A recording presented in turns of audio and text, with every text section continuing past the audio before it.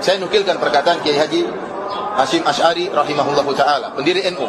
Dia punya buku judulnya At-Tanbihat Al-Wajibat Liman Yasna'ul Maulid Bil Munkarat. Peringatan yang wajib bagi orang yang melakukan maulid dengan kemungkaran. Kenapa? Karena dia melihat orang-orang melakukan maulid dengan kemungkaran. Dan dia mengatakan maulid yang modelnya seperti ini tidak boleh dikerjakan. Bahkan kalau ada orang kumpul-kumpul uang untuk bikin maulid seperti ini tidak boleh kasih. Karena itu ta'awun 'alal itsmi wal 'udwan. Kerjasama dalam kemungkaran. Pada Senin malam 25 Rabiul Awal 1355 Hijriah, sungguh aku telah melihat sebagian dari kalangan para penuntut ilmu di sebagian pondok telah melakukan perkumpulan dengan nama perayaan maulid.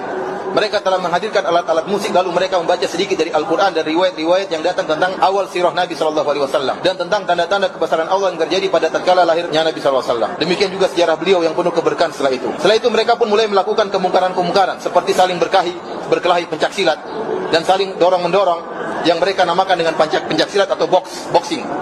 Jadi acara maulid ada acara apa? Pencaksilat. Kata dia ini kemungkaran. Yang bilang ini siapa?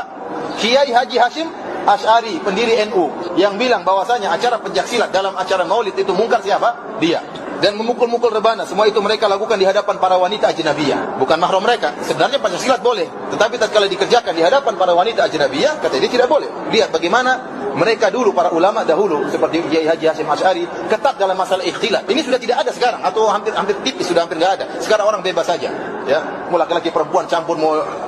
Mereka telah tinggalkan ajaran guru besar mereka, pendiri NU. Semua itu mereka lakukan di hadapan para wanita ajnabiyah yang dekat posisinya dengan mereka sambil menonton mereka, dan juga musik dan sandiwara cara kuno. Jadi ini semua dilakukan dalam acara maulid. Dan juga permainan yang mirip dengan judi serta bercampurnya ikhtilatnya para lelaki dengan wanita. Juga nari-nari dan tenggelam dalam permainan dan tertawa. Suara yang keras dan teriakan-teriakan di dalam masjid dan sekitarnya. Maka aku pun melarang mereka dan mengingkari perbuatan kemungkaran-kemungkaran tersebut. Lalu mereka pun pergi buyar. Ini yang bilang siapa? Kiai Haji Hasyim Asy'ari. Dan kebanyakan maulid seperti ini sekarang. Kumpul-kumpul, rame-rame, ketawa ketiwi. Dan ini kemungkaran. Ini sepakat ulama mungkar. Mau antum mendapat, Ibnu Hajar juga tadi saya sebutkan, dia mengatakan maulid ada baiknya ada buruknya. Syaratnya maulid boleh dikerjakan kalau baik saja. Kalau ada buruknya maka tidak boleh. Tadi Ibnu Hajar sudah bilang, dia bilang boleh maulid tapi ada syaratnya. Kemudian beliau berkata setelah itu, dan tatkala perkaranya sebagaimana yang aku sifatkan dan aku takut perbuatan yang menghinakan ini akan tersebar di banyak tempat. Dia bilang perbuatan yang menghinakan ini akan tersebar di banyak tempat sehingga menjerumuskan orang-orang awam pada kemaksiatan yang bermacam-macam dan bisa jadi mengantarkan mereka kepada keluar dari agama Islam. Bayangkan kencengnya ini, kalau tidak disebut namanya mungkin orang sudah bilang ini orang terlalu kenceng. Ternyata dia yang nyebutin siapa? Haji Hasyim Asy'ari rahimahullahu taala. Dia mengatakan perbuatan-perbuatan seperti ini bisa mengantarkan orang keluar dari Islam. Maka aku menulis peringatan-peringatan ini sebagai bentuk nasihat untuk agama dan aku memberi pengarahan kepada kaum muslimin.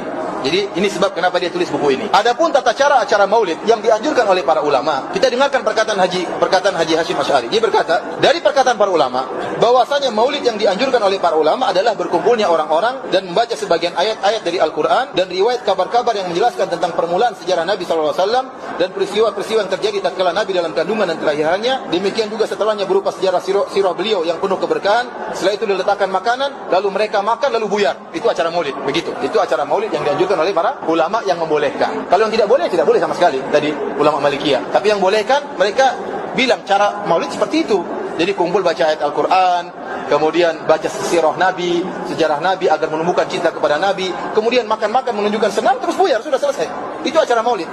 Adapun kemudian joget-joget, dan saya lihat ada acara maulid dengan joget-joget, ada laki-laki perempuan, musik-musik, kemudian mubadzir dan macam-macamnya, ini tidak boleh.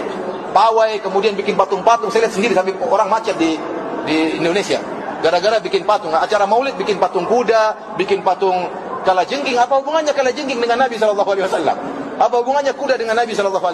Bikin patung-patung seperti itu. Apa dengan buat patung tersebut tambah iman kepada Nabi SAW? Apa dengan buat patung tersebut tambah cinta kepada Nabi SAW?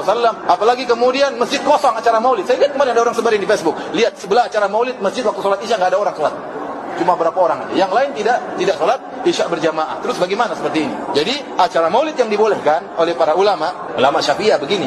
Ini yang menjelaskan adalah Kiai Haji Hasyim Asy'ari.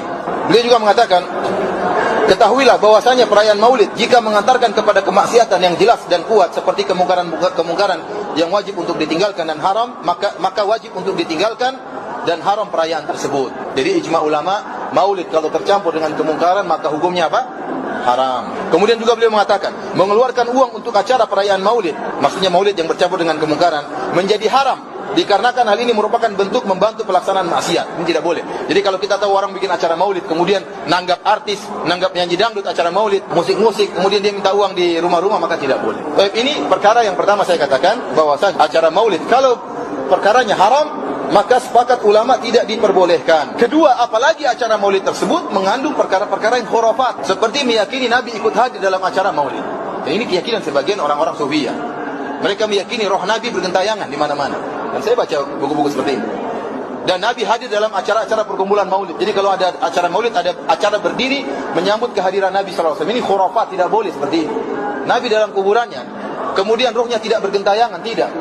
Kalau ruhnya bergentayangan, ya, maka yang paling utama untuk Nabi temui adalah putrinya Fatimah, atau bertemu dengan istrinya Aisyah, atau bertemu dengan sahabatnya Abu Bakar. Kenapa ruh Nabi tidak bertemu dengan mereka, kemudian datang acara maulid di zaman sekarang?